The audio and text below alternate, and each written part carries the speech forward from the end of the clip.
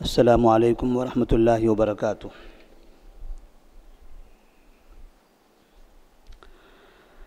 الحمد للہ رب العالمین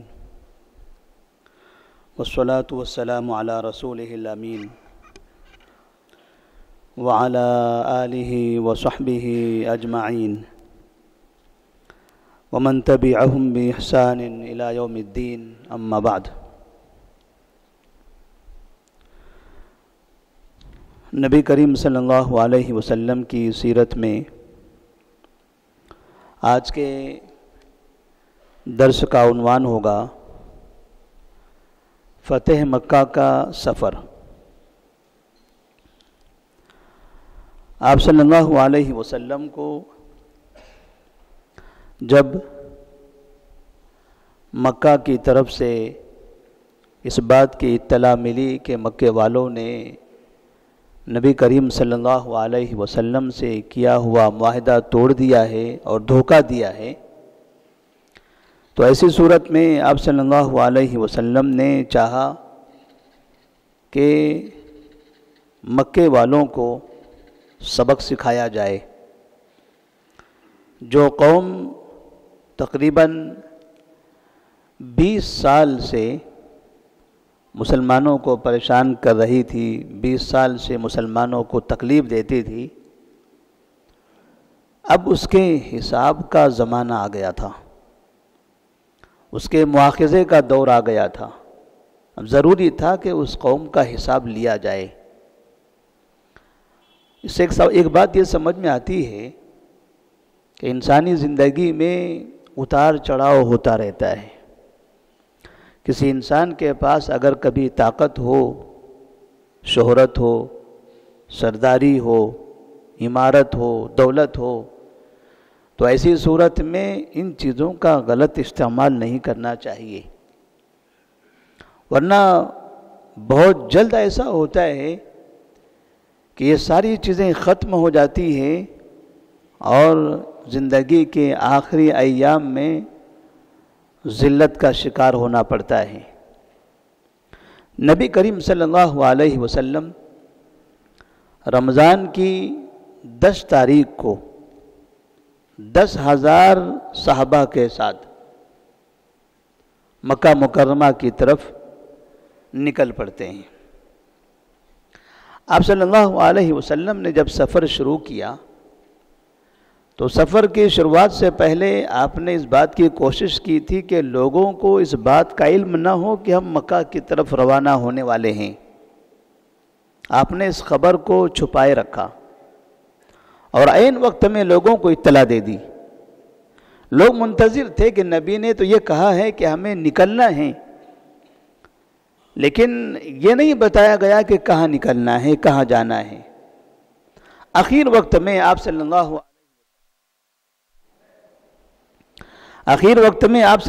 علیہ وسلم نے صحابہ رضی اللہ تعالیٰ عنہم کو اطلاع دی کہ ہم سب کو مکہ کی طرف روانہ ہونا ہے۔ اس سے پہلے سال سن 7 ہجری میں، اس سے پہلے سال سن 6 ہجری میں جب 2 سال مسلسل آپ گئے تھے تو جب جانے کا مقصد الگ تھا۔ 6 ہجری میں آپ گئے تھے عمرہ کرنے کے لیے، مکے والوں نے مکہ میں داخل ہونے نہیں دیا۔ حدیبیہ کے مقام سے آپ واپس آ گئے۔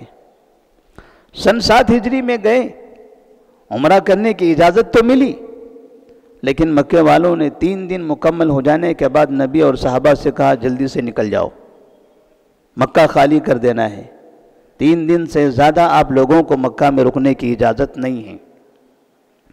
یہ مسلمان تھے کہ جن لوگوں نے کعبے کی تعمیر کیا تھا، یہ مسلمان ہیں جنہوں نے اللہ کی عبادت کے لیے اللہ کا وہ گھر تعمیر کیا تھا۔ اللہ کے اس گھر پر مشرکین کا قبضہ تھا، ساری دنیا سے مشرکین مکہ آ سکتے تھے، اگر وہاں کسی کو آنے کی اجازت نہیں تھی تو وہ صرف مسلمان۔ یہ دنیا کی تاریخ کا بڑا عجوبہ ہے۔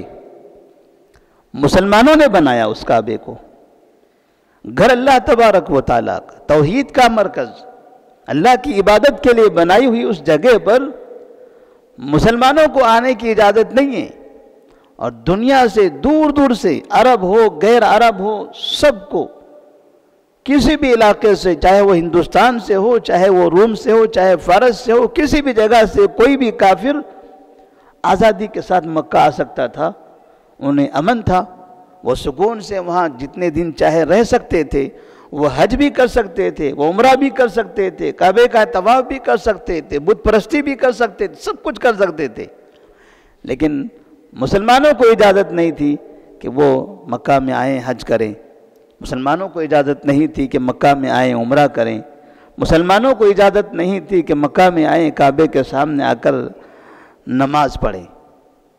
لیکن اب وقت بدلتا جا رہا تھا، تقریباً نبوت کے پہلے سال سے جو مکہ کے 13 سال کا عرصہ گزرا ہے، پھر اس کے بعد ہجرت کے بعد کہ یہ 8 سال مکمل ہوتے آ رہے ہیں، تو تقریباً 21 سال کا عرصہ گزرا، مسلمان کعبے کے لیے پریشان، کعبے کے سامنے نماز پڑھنے کے لیے پریشان۔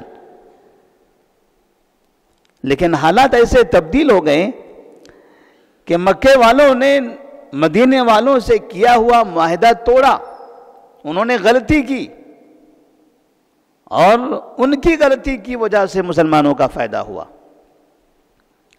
اس لیے کہتے ہیں کہ مسلمانوں کو ہمیشہ امن کے لیے، صلح کے لیے پہل کرنا چاہیے، اور کبھی بھی اپنی طرف سے کوئی غلطی کا موقع نہیں دینا چاہیے۔ اگر مشرکین کی طرف سے، کفار کی جانب سے کوئی غلطی ہو جاتی ہے تو اس غلطی کا فائدہ مسلمانوں کو ہوگا، اس غلطی کا فائدہ مسلمانوں کو ہوگا۔ مسلمانوں کو غلطی نہیں کرنا چاہیے، ورنہ مسلمان برباد ہو جائیں گے، مسلمان مارے جائیں گے، تباہ ہو جائیں گے۔ انہیں سامنے والوں کی غلطی کا انتظار کرنا چاہیے۔ جب سامنے والے غلطی کریں گے تو ایسی صورت میں پھر ایسے مواقع ہاتھ میں آئیں گے کہ اللہ تبارک و تعالی حق پر قائم رہنے والے، سچ پر قائم رہنے والے، امانت داری کا مظاہرہ کرنے والے، ان لوگوں کو قوت عطا فرماتا ہے۔ مکے والوں نے غلطی کی، پہلی مرتبہ ایسا ہوتا ہے کہ زندگی میں وہ شرمندہ ہو رہے تھے، ڈرے ہوئے تھے، گھبرائے ہوئے تھے، ابھی تک بھی کرتے ہوئے آ رہے تھے، لیکن ظالم طرح سے، یہ قوت کا استعمال کرتے ہوئے۔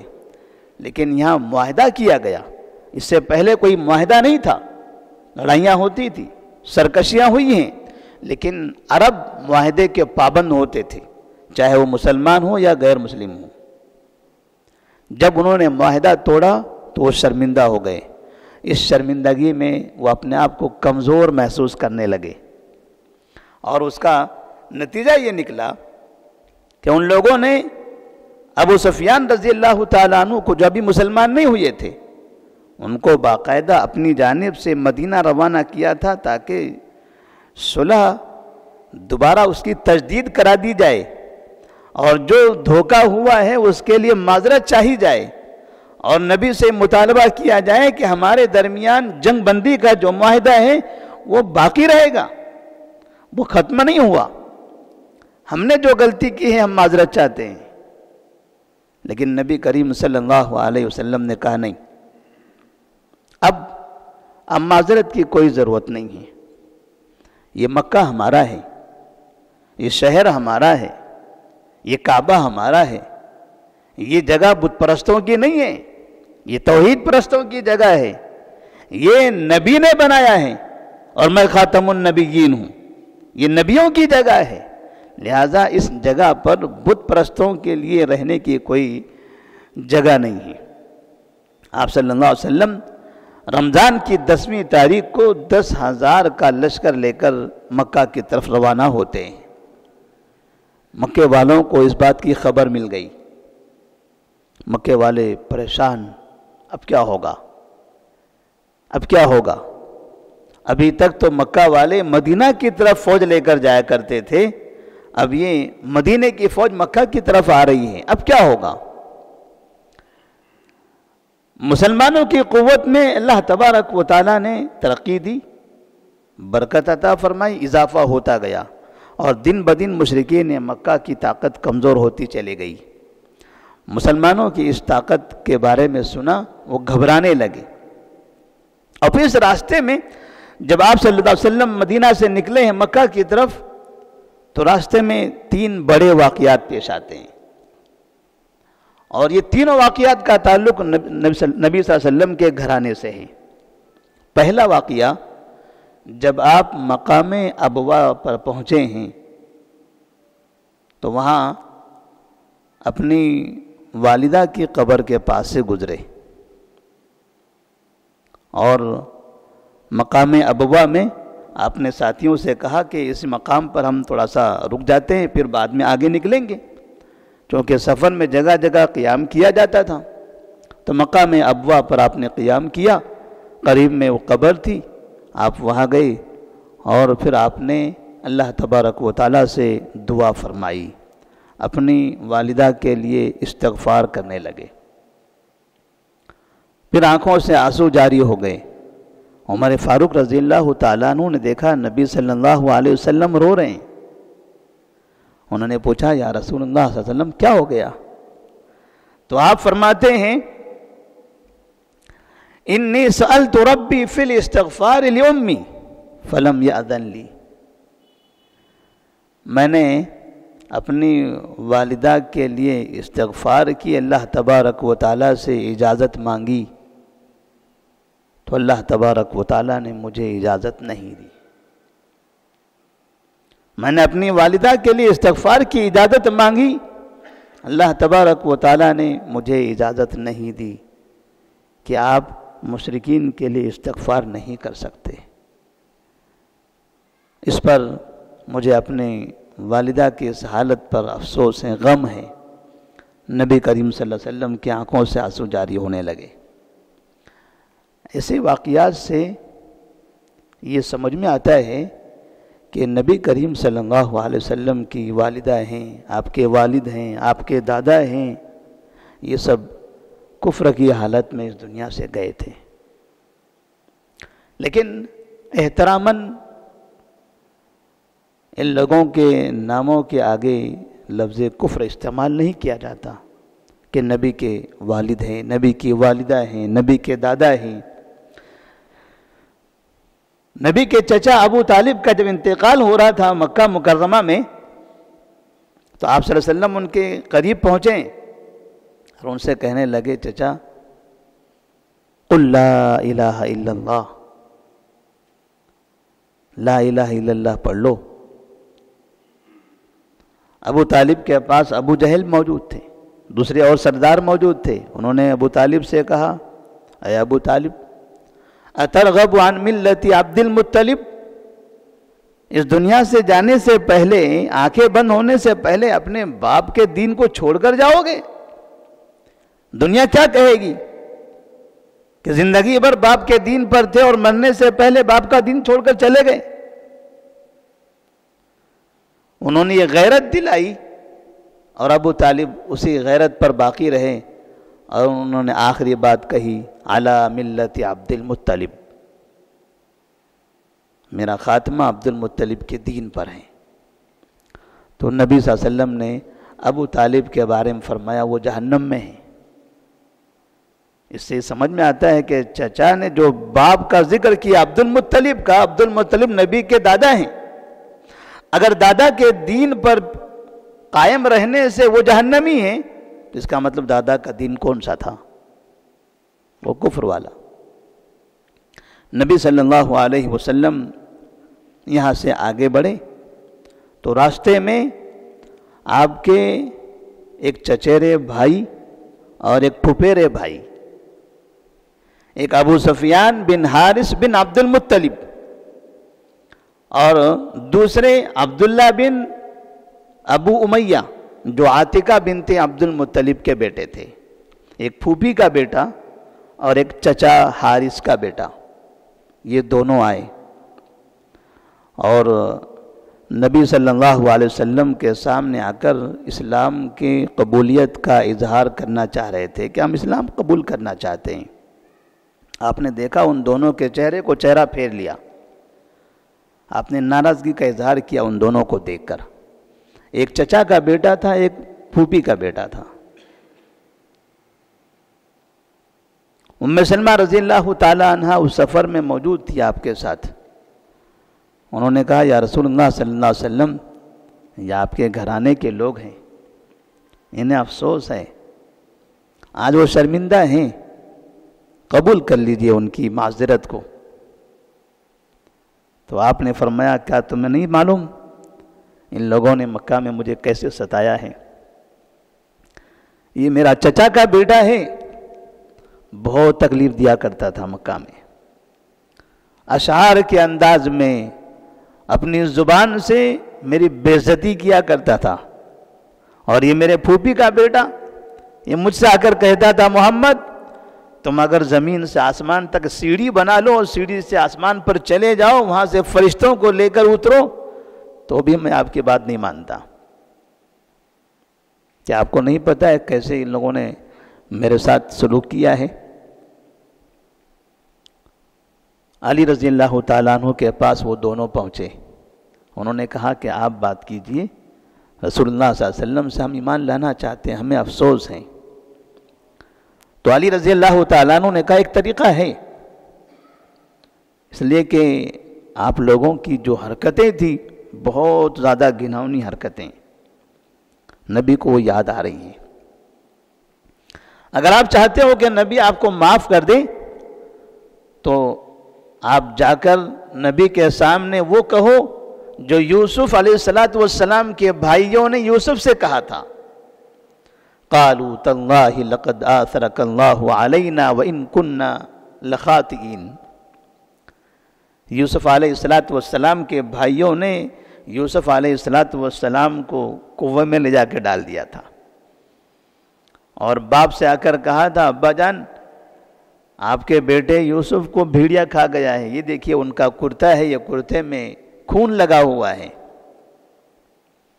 وہ چاہتے تھے کہ اب باپ تلاش نہ کریں اور یوسف علیہ السلام برباد ہو جائیں، ان کا خاتمہ ہو جائے، کنویں میں پڑے پڑے وہیں ان کی موت واقع ہو جائے. لیکن جب مصر کے دربار میں یوسف علیہ السلام شان و شوکت کے ساتھ وہاں موجود تھے اور ان کے بھائی ایک مجبور انسانوں کی طرح سامنے آ کر کھڑے ہو گئے، یوسف علیہ السلام نے اپنے بھائیوں کو دیکھ کر پہچان لیا. بھائیوں نے دیکھا ہم نے ان کو پستی میں ڈال دیا تھا، اللہ نے ان کو بلندی پر پہنچا دیا. اور وہ دیکھ کر افسوس کرنے لگے اور کہنے لگے قالوا تاللہ لقد آثرک اللہ علینا وان کننا لخاطئین. اللہ تبارک و تعالیٰ نے آپ کو ہم سے ہمارے اوپر عزت بخشی ہے، ہم ہی غلطی پر تھے، ہم ہی غلطی پر تھے. تب اس کے جواب میں یوسف علیہ السلام نے فرمایا تھا لا تثریب علیکم اليوم یغفر اللہ لکم وہو ارحم الراحمین. تو جب یہ ابو سفیان بن حارث بن عبد المطلب اور عبداللہ بن ابی امیہ جو عاتقہ بنت عبد المطلب کے بیٹے تھے، ایک چچیرا بھائی ایک پھپھیرا بھائی، علی رضی اللہ تعالیٰ عنہ کے اس طریقے کے بتانے کے بعد نبی کے سامنے آتے ہیں اور آپ صلی اللہ علیہ وسلم کے سامنے آ کر کہتے ہیں قالوا تاللہ لقد آثرک اللہ علینا وان کننا لخاطئین. تو نبی کریم صلی اللہ علیہ وسلم یوسف علیہ السلام کے اس واقعے کو یاد کرتے ہیں اور کہتے ہیں لا تثریب علیکم اليوم یغفر اللہ لکم وہو ارحم الراحمین. جائیے آپ کو معاف کر دیا گیا. اور یہ چچیرے بھائی اور یہ پھپھیرے بھائی اس جگہ اسلام قبول کر لیتے ہیں. یہ مکہ فتح کرنے کا یہ سفر ہے، ابھی مکہ نہیں پہنچے ہیں، راستے میں یہ واقعات پیش آ رہے ہیں، کیونکہ لوگوں کو پتہ چل گیا ہے کہ ایک 10,000 کی فوج مدینہ سے مکہ کی طرف آ رہی ہے، مسلمانوں کا غلبہ ہو گیا ہے. اب ہم کہیں کے نہیں رہ گئے، اب کہیں کے نہیں رہ گئے.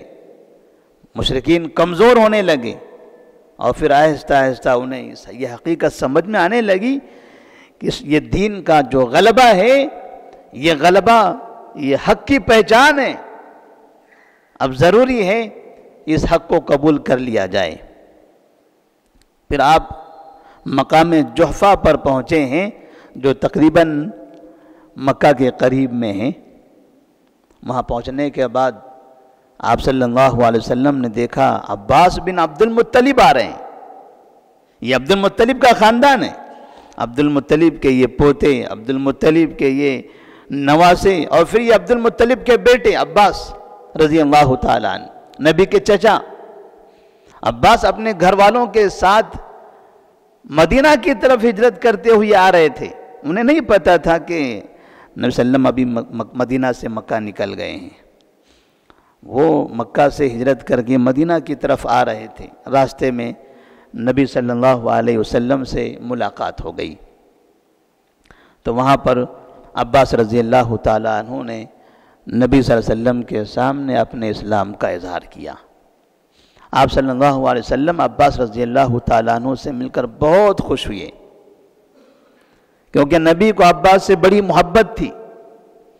یہ عباس رضی اللہ تعالیٰ عنہ ہیں جن کے مشورے پر آپ صلی اللہ علیہ وسلم نے مکہ سے مدینہ کی جانب ہجرت کی تھی۔ ہجرت کے وقت میں وادی عقبہ میں، مینا کی وادیوں میں جب مدینے کے لوگ آئے تھے اور نبی سے کہا تھا یا رسول اللہ صلی اللہ علیہ وسلم آپ مدینہ چلیے، مکے والے آپ کو اتنی تکلیف دے رہے ہیں، تب آپ نے اپنے چچا عباس کو سامنے پیش کیا تھا، یہ میرے ذمہ دار ہیں، یہ میرے ذمہ دار ہے، اگر یہ مجھے اجازت دیتے ہیں تو میں آتا ہوں۔ تو عباس رضی اللہ تعالیٰ عنہ نے، جو ابھی مسلمان نہیں ہوئے تھے، مکہ کی زندگی میں وہ مسلمان نہیں ہوئے، نبی کے چچا تھے، نبی کی مدد کرتے رہے لیکن مسلمان نہیں ہوئے تھے، تو انہوں نے مدینے والوں سے کہا تھا، مدینے والوں اگر تم میرے بھتیجے کو لے کر جا رہے ہو تو یاد رکھنا یہ آسان نہیں ہوگا، ساری دنیا سے آپ کو ٹکرانا پڑے گا، ساری قوم میں آپ پر ٹوٹ پڑے گی، آپ کی جانوں کا خطرہ ہوگا، کہیں ایسا نہ ہو کہ جب آپ کی جان پر آ جائے تو میرے بھتیجے کو تم تنہا چھوڑ کر بھاگ جاؤ اور میرے بھتیجے کا قتل ہو جائے۔ تو مدینے والوں نے کہا تھا نہیں، الدم بالدم والہدم بالہدم، کسی بھی صورت میں دنیا کا کوئی بھی دشمن نبی کے قریب نہیں پہنچ سکتا، اگر کوئی پہنچے تو اس کو ہماری لاشوں کے اوپر سے گزرنا پڑے گا۔ تب عباس نے کہا تھا ٹھیک ہے، جب تم اس بات کے لیے تیار ہو تو میرے بھتیجے کو لے کر جا سکتے ہو۔ عباس رضی اللہ تعالیٰ نے مدد بہت کی، پھر مکہ سے جب مدینہ ہجرت کر کے مسلمان چلے گئے، عباس ہجرت کر کے نہیں آئے کیونکہ مسلمان نہیں ہوئے تھے، مکہ ہی میں رہے۔ جنگ بدر میں کافروں کے ساتھ تھے، قیدی بنا لیے گئے، نبی نے ان کو چھوڑ دیا، واپس پھر مکہ میں آ گئے۔ جنگ احد، جنگ خندق، یہ تمام اوقات میں ان کا حال نہیں پتہ تھا کہ وہ کہاں تھے، اس لیے کہ جنگ احد میں وہ کہیں ذکر نہیں ہے کہ وہ جنگ احد میں کافروں کے ساتھ آئے تھے یا جنگ خندق میں وہ آئے تھے، لیکن مکہ میں تھے۔ اور یہ جو آخری مہاجرین تھے مکہ سے مدینہ کی طرف منتقل ہونے والے، ان میں سے یہ عباس رضی اللہ تعالیٰ عنہ۔ نبی کریم صلی اللہ علیہ وسلم نے عباس رضی اللہ تعالیٰ عنہ سے ملاقات کی تو آپ سے بڑے خوش ہوئے۔ اس کے بعد آپ صلی اللہ علیہ وسلم اور مکہ کی جانب آگے کا سفر کرتے ہیں، بہت سے واقعات اس میں پیش آتے ہیں، انشاءاللہ اس کو آئندہ کے درس میں بیان کیا جائے گا۔ فتح مکہ کے اس واقعے کے اس سفر سے ایک سبق ہمیں یہ ملتا ہے کہ اگر مسلمان کسی علاقے میں تکلیف اور پریشانی میں مبتلا ہوں، صبر کرتے رہیں، دعائیں کرتے رہیں، سامنے کی طاقت، سامنے کی قوتیں اور ان کا ظلم یہ سب ایک دن ختم ہونے والا ہے۔ اللہ تبارک و تعالی صبر کرنے والے، اللہ کے دین پر قائم رہنے والوں کو فتح عطا فرمائے گا، ان کو غلبہ عطا فرمائے گا۔ اللہ سے دعا ہے اللہ تبارک و تعالی ہم تمام کو مصیبتوں پر صبر کرنے کی توفیق عطا فرمائے اور دین اسلام پر قائم اور دائم فرمائے۔ السلام علیکم ورحمۃ اللہ وبرکاتہ۔